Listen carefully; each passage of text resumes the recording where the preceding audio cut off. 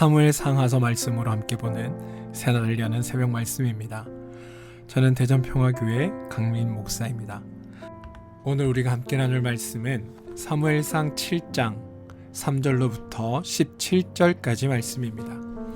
사무엘이 이스라엘 온 족속에게 말하여 이르되 만일 너희가 전심으로 여호와께 돌아오려거든 이방신들과 아스타롯을 너희 중에서 제거하고 너희 마음을 여호와께로 향하여 그만을 섬기라.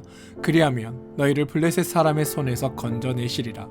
이에 이스라엘 자손이 바알들과 아스타롯을 제거하고 여호와만 섬기니라. 사무엘이 이르되 온 이스라엘은 미스바로 모이라. 내가 너희를 위하여 여호와께 기도하리라 하매 그들이 미스바에 모여 물을 길어 여호와 앞에 붓고 그날 종일 금식하고 거기에서 이르되 우리가 여호와께 범죄하였나이다 하니라. 사무엘이 미스바에서 이스라엘 자손을 다스리니라. 이스라엘 자손이 미스바에 모였다 함을 블레셋 사람들이 듣고 그들의 방백들이 이스라엘을 치러 올라온지라. 이스라엘 자손들이 듣고 블레셋 사람들을 두려워하여 이스라엘 자손이 사무엘에게 이르되 당신은 우리를 위하여 우리 하나님 여호와께 쉬지 말고 부르짖어 우리를 블레셋 사람의 손에서 구원하시게 하소서 하니 사무엘이 젖먹는 어린 양 하나를 가져다가 온전한 범죄를 여호와께 드리고 이스라엘을 위하여 여호와께 부르짖음에 여호와께서 응답하셨더라. 사무엘이 범죄를 드릴 때에 블레셋 사람 이스라엘과 싸우려고 가까이 오매 그날에 여호와께서 블레셋 사람들에게 큰 우레를 발하여 그들을 어지럽게 하시니 그들이 이스라엘 앞에 패한지라. 이스라엘 사람들이 미스바에서 나가서 블레셋 사람들을 추격하여 벨갈 아래에 이르기까지 쳤더라. 사무엘이 돌을 취하여 미스바와 센 사이에 세워 이르되 여호와께서 여기까지 우리를 도우셨다 하고 그 이름을 에벤에셀이라 하니라. 이에 블레셋 사람들이 굴복하여 다시는 이스라엘 지역 안에 들어오지 못하였으며 여호와의 손이 사무엘이 사는 날 동안에 블레셋 사람을 막으심에 블레셋 사람들이 이스라엘에게서 빼앗았던 성읍이 에그론부터 가드까지 이스라엘에게 회복되니 이스라엘이 그 사방 지역을 블레셋 사람들의 손에서 도로 찾았고 또 이스라엘과 아무리 사람 사이에 평화가 있었더라. 사무엘이 사는 날 동안에 이스라엘을 다스렸으되 해마다 벳엘과 길갈과 미스바로 순회하여 그 모든 곳에서 이스라엘을 다스렸고 라마로 돌아왔으니 이는 거기에 자기 집이 있음이니라. 거기서도 이스라엘을 다스렸으며 또 거기에 여호와를 위하여 제단을 쌓았더라. 사무엘상 7장 3절로부터 17절까지 말씀입니다. 우리나라에 복음이 전파되고 교회가 성장하는 과정 중에 믿음의 선진들이 얼마나 주의 일에 열심을 내었는지를 보여주는 유명한 일화들이 많이 있습니다. 그 중에 가장 대표적인 것 중에 하나가 최건능 목사님이라고 하신 분이 하신 전도입니다. 그분은 딱 8글자 예수천당 불신지옥을 외쳤습니다. 복음을 전하려고 내용을 아주 간결하게 요약하고 전국을 누비며 선포하신 열심에 사실 경의를 표합니다. 하지만 그 표현이 과연 성경적으로 적절한 표현인가는 점검해 봐야 합니다. 성경에는 하나님의 은혜로 인간이 창조되었다라고 선포됩니다. 창조된 인간이 하나님과 동행하며 하나님의 땅에서 하나님의 은혜를 누리며 살았습니다. 하나님의 땅에서 하나님의 사람이 하나님의 은혜를 누리며 하나님과 더불어 사는 곳, 거기를 하나님 나라 또는 천국이라고 불렀으며 그 삶을 천국 생활이라 합니다. 그러다가 아담이 하나님을 부인하는 범죄를 행하여 하나님과의 관계가 단절됩니다. 하나님의 축복과는 무관한 자가 되었고 죄에 사로잡혀 죄의 종, 다시 말해 죄인이 되었습니다. 죄가 주인이 되었고 인간은 죄와 동행하며 죄의 원리를 따르며 죄로 충만한 죄의 결과를 당하는 삶을 살게 되었습니다. 그 삶을 바로 지옥이라고 합니다. 하나님이 없고 하나님의 마음이 없고 대신에 생각이 죄요, 행동이 죄요, 결과가 죄이고 생활 자체가 죄인 것을 지옥이라고 말하는 겁니다. 그러니까 아담이 범죄한 이후에 모든 사람은 죄인이고 그 죄인의 삶이 지옥이었다라는 겁니다. 성경에는 우리 인간이 중립적인 위치에 있었다라고 말하지 않습니다. 중립적 위치에서 선택에 따라 미래가 결정되는 게 아니다라는 겁니다. 죄인은 하나님을 믿지 않는 자입니다. 그리고 죄인의 삶은 곧 지옥의 삶입니다. 그러므로 엄밀하게 분별하면 예수천당 불신지옥은 틀린 표현입니다. 정확하게 하면 원래 지옥이고 예수 천당입니다. 이전과 지금 이것을 제가 대조하는 이유는 사무엘상의 위치를 우리가 잘 분별해야 하기 때문입니다. 사무엘상은 창세기가 아닙니다. 창세기에서 하나님이 아브라함과 약속하셨고 그 약속을 이루러 오시는 출애굽기, 레위기, 민수기, 신명기를 다 거쳤고 약속의 땅인 가나안에 입성하는 여호수아서까지도 다 마친 상태입니다. 하나님이 인간을 축복하시고 은혜를 주시는 모든 과정을 거친 상태가 지금의 이스라엘이라는 겁니다. 그래서 처음에는 아브라함이 유리하는 백성이었으나 지금은 하나님의 백성 이스라엘이 되었고 하나님의 땅, 약속의 땅에 들어와 있는 겁니다. 그러므로 사무엘상의 이스라엘은 복을 받아야 하는 사람이 아니라 이미 복을 받은 사람이라는 것을 우리는 기억해야 합니다. 이스라엘은 하나님의 은혜로 복을 받았습니다. 이스라엘이 무엇을 행해서 은혜를 받아 자녀가 된 것이 아니라 오직 하나님의 은혜로 복을 받았고 하나님의 자녀가 되었습니다. 하나님이 먼저 자격 없는 인간, 아무런 합당한 행동을 하지 못하는 인간을 도우시는 걸 우리는 은혜라 부른다고 말씀드렸습니다. 이스라엘은 하나님의 은혜로 하나님의 자녀가 되었고 하나님의 은혜로 하나님의 백성이 되었고 하나님의 은혜로 가나안 땅에 들어왔으며 하나님의 은혜로 하나님의 원리를 배웠습니다. 우리 기독교에는 일방적인 하나님의 은혜가 있고 그 은혜 받은 성도가 있는 겁니다. 성경에는 많은 계명들이 나오고 하나님의 가르침이 등장합니다. 하나님의 말씀은 복 받는 방법이 아니라 하나님이 주신 복을 누리는 방법으로 등장합니다. 하나님과의 약속과 하나님의 성취가 조건적으로 내가 이렇게 하면 복을 주겠다고 나오는 것이 아니라 도리어 내가 너를 복 주리라라는 하나님의 선포가 등장합니다. 그리고 복을 주신 후에 내가 너를 복 주었을 때에 너는 나의 가르침대로 행하라라는 게 성경의 순서입니다. 따라서 기독교에서의 복은 언제나 하나님의 은혜로 주어지는 겁니다. 복을 받지 않는 사람에게는 복을 누리는 방법이 소용이 없고 복을 받은 사람은 복을 누리는 방법을 알아야 실제로 나의 삶에서 하나님이 주신 복을 풍성히 누리며 살 수 있는 것 아닙니까? 성도는 복 받으려고 하나님의 말씀에 순종하는 것이 아니라 이미 받은 복을 누리고 그 복을 내 삶에 구현하려고 말씀대로 행하는 자가 성도라는 것을 저는 여러분들이 꼭 기억해 주시길 바랍니다.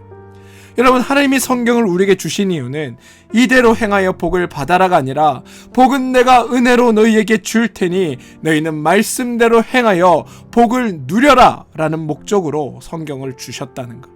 저는 이 사실을 여러분들이 꼭 기억하시길 바랍니다.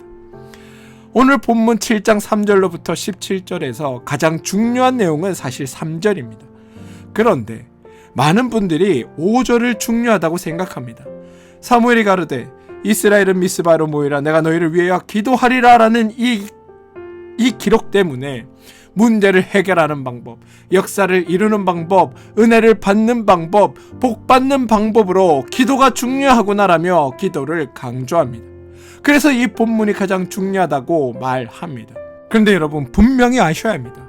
기도는 하나님께 복을 받아내는 방법으로 쓰여지는 것이 아닙니다. 기도는 하나님을 알고 하나님의 뜻을 헤아리기 위해 하는 것이 기도입니다. 이스라엘 백성이 하나님께 복받은 자로서 하나님의 원리에 충실하지 않았습니다. 여호수아 24장까지 해서 하나님이 약속을 완성시켜 놓고 사사기 시대를 열어주었을 때에 이스라엘 백성이 가나안에서 은혜를 누리며 살지 못합니다. 은혜를 누리며 살지 못한 세월이 최소 200년에서 400년입니다. 사사시대가 끝나가고 사무엘상에 돌아왔을 때에도 마찬가지입니다. 블레셋과의 전쟁에서 패배한 후 여호와께서 패하게 하셨다고 엉뚱한 주장이나 하고 하나님 방법이 아닌 불신앙적인 방법으로 법궤를 들고 나가 법궤를 빼앗기기까지 합니다.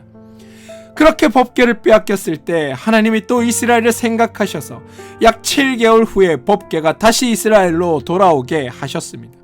그런 상태가 오늘 7장입니다. 이때 사무엘이 하나님이 돌아오셨기에 하나님으로 인한 복을 누리자라고 권면하는 내용이 3절입니다. 사무엘이 이스라엘 백성에게 일러 가로되 너희가 전심으로 여호와께 돌아오려거든 이방신들과 아스다롯을 너희에게서 제하고 너희 마음을 여호와께로 향하여 그만 섬기라. 너희를 블레셋 사람들 손에서 건져내시리라. 이것이 하나님의 방식입니다.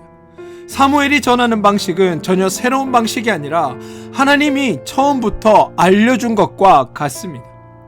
성경에는 여러분 언제나 헛된 것을 버려라, 우상을 숭배하지 마라, 왜냐하면 무익하고 소용없고 어리석은 행동이기 때문이다 라고 하나님은 명령하셨습니다. 동일한 내용, 동일한 표현이 3절에 또 등장하는 겁니다. 아스타롯을 버리고 이방신을 버리라 라고 말합니다. 이 말은 너희 하나님만을 전적으로 의지해라 라는 말과 동일한 말입니다. 왜냐하면 이방신과 아스다롯은 이스라엘을 도울 수 없기 때문입니다. 이스라엘 백성에게 너희는 마음을 돌이켜 여호와를 섬기라라고 권면합니다. 이 권면에는 하나님의 약속이 이미 주어져 있는 겁니다. 이스라엘이 불순종했을 때에 블레셋으로 인한 곤란함이 발생했으니 이방신들을 버리고 아스다롯을 제거하고 하나님만을 너희의 주인으로 섬기며 주님만을 의지하며 너희가 주를 따르면 하나님이 이스라엘을 블레셋 사람들 손에서 건져주시겠다는 약속이 이스라엘 가운데 주어졌다라는 겁니다.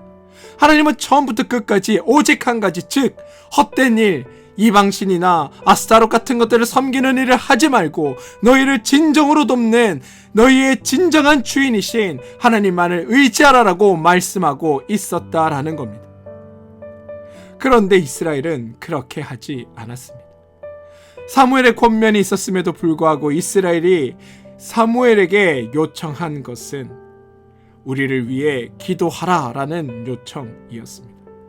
사무엘의 권면을 들은 이스라엘이 그동안 우리가 잘못했습니다. 법궤에 대한 우리의 신앙도 잘못됐고 여러가지 불신앙으로 우리가 하나님을 섬겨왔습니다. 이제 그것들 다 내버리고 하나님만 섬기겠습니다라고 그렇게 자기들을 돌이켜본 것이 아니라 사무엘이 권면하였음에도 불구하고 8절을 보시면 이스라엘 자손들이 듣고 블레셋 사람들을 두려워하여 사무엘에게 이르되 당신은 우리를 위하여 우리 하나님 여호와께 쉬지 말고 부르짖어 우리를 블레셋 사람들의 손에서 구원하시게 하소서라고 요청합니다. 성경이 기대하는 것, 하나님이 기대하는 건 이스라엘 백성이 마음을 돌이켜 하나님을 믿는 것이었습니다. 우상을 떨치고 하나님의 원리과 하나님의 마음을 가지고 행동하는 것, 그게 하나님께서 원하셨던 겁니다. 그런데 이스라엘 백성들의 반응은 자신들이 하나님께로 마음을 돌이키고 우상을 떨쳐내고 하나님의 뜻대로 행하겠다는 다짐이 아니라 사무엘에게 쉬지 말고 부르짖어 기도해달라고 요청하고 있었다라는 겁니다. 지금 여러분, 이스라엘은 자신들이 행해야 하는 일은 전혀 행하지 않은 채 그냥 사무엘에게 쉬지 말고 부르짖어 여호와께서 자신들을 블레셋에서 구원하게 해달라고 요구하고 있는 일을 하고 있다는 겁니다. 잘못된 것을 요구하고 있다는 겁니다. 그래서 이 기도는 사실 하나님의 뜻을 이루는 기도가 아닙니다. 사무엘은 중간에서 백성을 도우려고 하나님께 중재합니다. 이때 백성은 아무것도 행하지 않은 채 사무엘로 하여금 기도하게만 합니다. 이건 여러분 매우 위험한 행동입니다. 쉽게 죄의 결과를 만들어냅니다. 백성의 요구가 잘못되었고 그래서 사무엘의 기도에는 응답이 오지 않아야 합니다. 그런데 사무엘상 7장 9절에 의하면 하나님이 응답하십니다. 이렇게 하나님께서 응답하셨기 때문에 기도가 만사를 해결한다라고 사람들은 말할지 모르나 여러분, 그렇게 생각하면 정말 큰 오산입니다. 착각하지 마십시오. 지금 성경은 사무엘이 기도해서 하나님이 응답하셨다는 것을 말하고자 하는 것이 아닙니다. 하나님이 응답하신 것은 백성들의 요구가 정당했기 때문이 아니라 어리석은 그 백성들이 불쌍하기 때문에 하나님이 그 기도를 받아 주셨던 겁니다. 수용해 주셨고 용서해 주신 겁니다. 따라서 오늘 본문은 기도를 통해 이스라엘이 구원을 얻었다가 아니라 하나님의 긍휼이 이스라엘에게 임했다라는 게 오늘 성경이 우리에게 알려주고 싶어 하는 겁니다. 사무엘의 부르짖음을 들으시고 큰 우레를 발하여 블레셋으로 하여금 이스라엘 앞에 패하게 하셨습니다. 이때 이스라엘은 사무엘을 향하여 당신이야말로 가장 우리의 위대한 지도자라고 칭송해서는 안 됩니다. 모든 일을 사무엘에게 의탁하며 사무엘을 의지해서도 안 됩니다. 성경은 사무엘을 높여주고 사무엘을 영웅으로 만드는 것이 아니라 사무엘의 기도를 들어주시고 사무엘을 통해 역사하시는 하나님이 그들의 잘못된 요구에도 불구하고 하나님이 응답하시고 그들을 불쌍히 여겨서서 그들 가운데 함께 하셨다는 것을 보여주고 싶어 했다는 겁니다. 백성들로 하여금 하나님을 의지하게 만들고 하나님을 알게 하고 하나님을 믿게 하는 것, 그게 하나님이 하신 일이라는 겁니다. 사무엘상 7장 13절에 여호와의 손이 사무엘에 사는 날 동안에 블레셋 사람들을 막으시매라고 기록되어 있습니다. 이 말씀은 사무엘이라는 사람이 있으니까 하나님이 막아주신다라는 의미가 아닙니다. 또 오늘날도 우리가 가운데 사무엘 같은 사람만 한 사람 있으면 진노를 받지 않을 수 있다라는 의미도 아닙니다. 정반대로 우리에게는 아무런 희망과 가능성이 없자 하나님이 직접 행하심으로 기어코 복 주시고 기어코 은혜를 주시는 그 분이 우리의 하나님이시다, 이것을 강조하는 표현입니다. 너희를 구원하시고자 하는 그 하나님이 너희를 단 한순간도 포기하지 않으시고 어떻게 해서든 너희를 구원해 내신다. 하나님이 일하신다. 그래서 하나님의 은혜로 우리에게 복이 주어진다. 그리고 우리는 그 복을 받은 자들이다. 성경은 그 이야기를 우리에게 들려주고 있다는 겁니다. 사랑하는 성도 여러분, 구약에서 우리는 은혜 받기 위한 이스라엘의 노력을 만나는 것이 아닙니다. 은혜 주시는 하나님을 만나는 것입니다. 안타까운 건 하나님의 은혜를 받은 사람들이 하나님의 원리와 하나님의 뜻에 순종하여 하나님께서 주신 그 복을 누리는 아름답고 멋있는 삶의 모습을 구약에서는 만날 수 없다는 겁니다. 그런데 구약과 비교할 때 하나님으로부터 은혜를 받고 그 은혜를 받은 자의 멋있는 삶, 드라마틱하고 행복한 삶의 수고를 만날 수 있는 곳이 있습니다. 거기가 어디냐? 바로 신약의 사도행전이며 서신서입니다. 바울은 은혜로 복을 받은 후에 일상을 떠나 은둔하며 편안한 여생을 보낸 게 아니라 하나님께 받은 은혜와 그 평화와 사랑과 감격과 환희와 기쁨과 열정을 가지고 하나님과 같은 삶을 누리지 못하는 자들에게 그 안타까움을 가지고 나아가 그들을 넉넉히 감당하는 자, 진정으로 은혜를 누리는 자의 모습을 보여주고 있습니다. 사랑하는 성도 여러분, 사실 우리가 해야 할 건 바로 바울과 같은 삶의 모습을 보이며 살아가는 것들입니다. 사실 하나님 앞에는 은혜 받기 위한 인간의 행위와 수고가 존재할 수 없습니다. 하나님께 복을 받아내기 위한, 하나님을 감동시켜 하나님의 복을 받아내기 위한 방법이란 존재하지 않습니다. 왜냐하면 죄인이 하나님을 감동시킬 수 없고 죄인이 하나님의 요구를 충족할 수 없기 때문입니다. 이렇게 우리에게 행위를 통한 방법이 가능하지 않기에 하나님의 은혜가 우리 가운데 등장하는 겁니다. 우리에게 방법이 있다면 하나님이 은혜를 주실 필요가 없습니다. 그냥 우리의 열심과 수고만 있으면 될 뿐입니다. 그런데 방법이 없기에 하나님이 은혜를 우리 가운데 베푸셨던 겁니다. 은혜를 주시는 일은 그래서 우리가 해야 할 일이 아니라 하나님께서 행하셔야 하는 일입니다. 그런데 여러분, 여기서 한 발짝 더 나가봅시다. 우리가 하나님께 은혜를 받았다면 그 은혜를 누리는 일은 바로 우리가 해야 할 일입니다.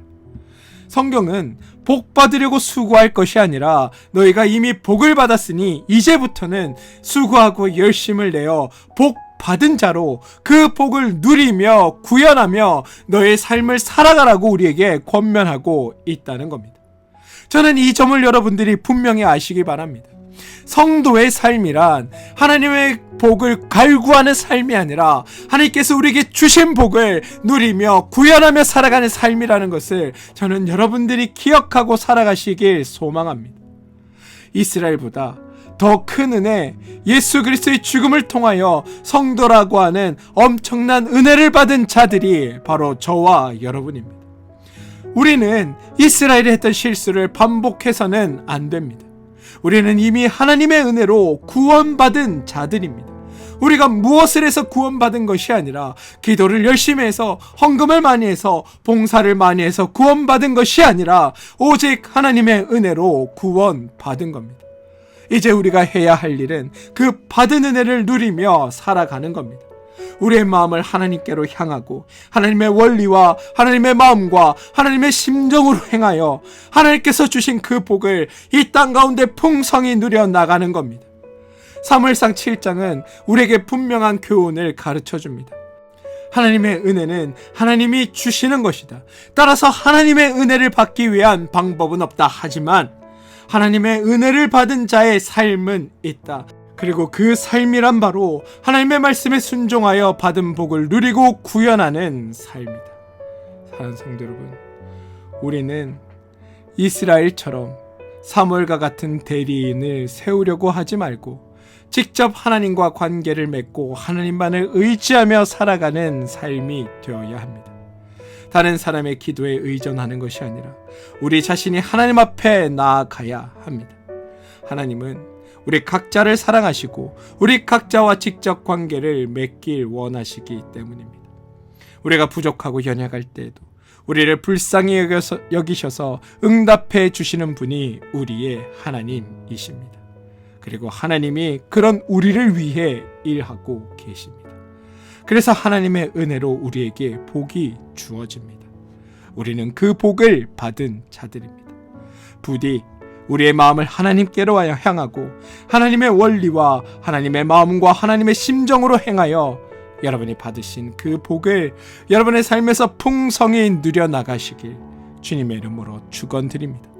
그리고 여러분의 삶에서 누려지는 그 복을 통하여 많은 사람들이 하나님을 알게 되고 하나님 앞으로 나오게 되는 그런 복된 일들이 여러분의 삶 안에 오늘 펼쳐지게 되길 주님의 이름으로 축원드립니다. 함께 기도하겠습니다. 주님, 우리가 이스라엘처럼 잘못된 방법으로 복을 받으려고 하거나 다른 사람에게 의존하여 대리신앙을 하려는 유혹에 빠지지 않게 하소서.